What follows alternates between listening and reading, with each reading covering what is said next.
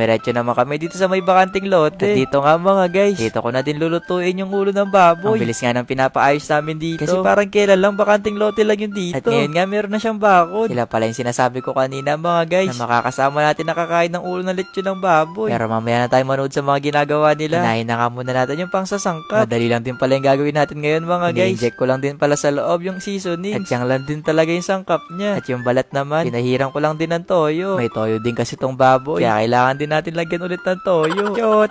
Kaya itag mo na din yung jowa mong may toyo. Ay wala ka pa palang jowa. Itag mo na muna siguro yung kaibigan mong may toyo.